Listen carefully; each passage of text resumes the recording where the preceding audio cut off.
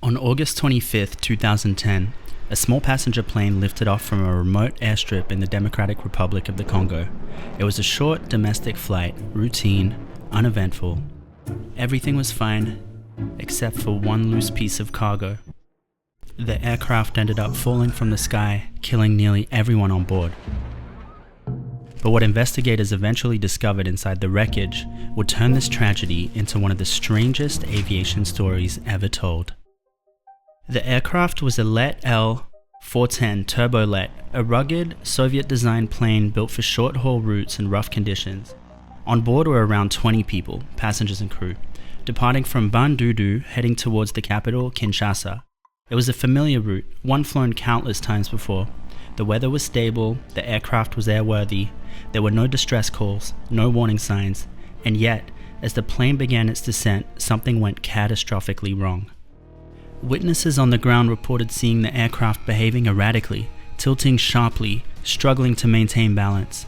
Moments later, it slammed into a residential area just short of the runway. The crash killed nearly everyone on board. Only one person survived.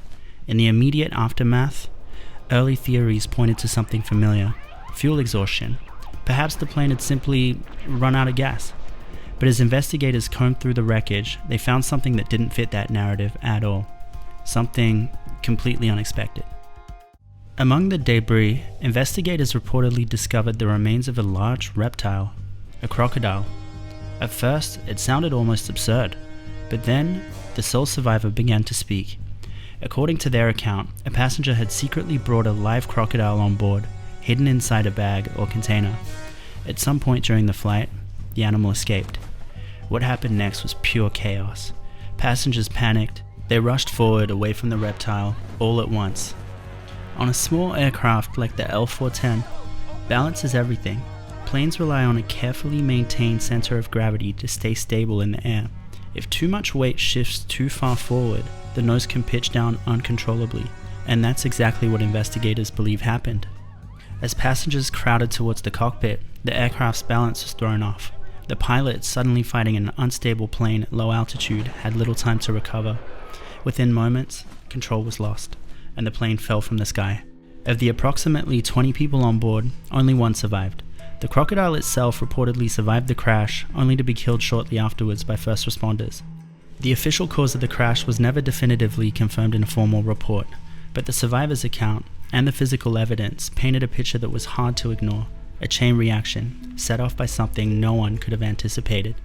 But perhaps the most unsettling question is this: how did a live crocodile make it onto a passenger flight in the first place? At the time, many regional airstrips in the Congo had minimal security infrastructure.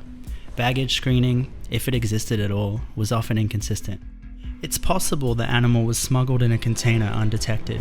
In regions where transporting live animals isn't uncommon, it may not have raised immediate suspicion, but in the confined space of an aircraft cabin, it was a disaster waiting to happen.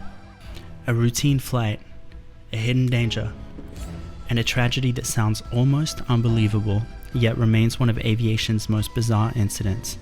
Because sometimes, it's not mechanical failure, or weather, or human error alone. Sometimes, it's something no one ever thought to look for. Plane in the sky had a crocodile in it, and it lost control with like 20 souls in it. One sole survivor, that's how we got a witness, but 19 perished. RIP to the victims.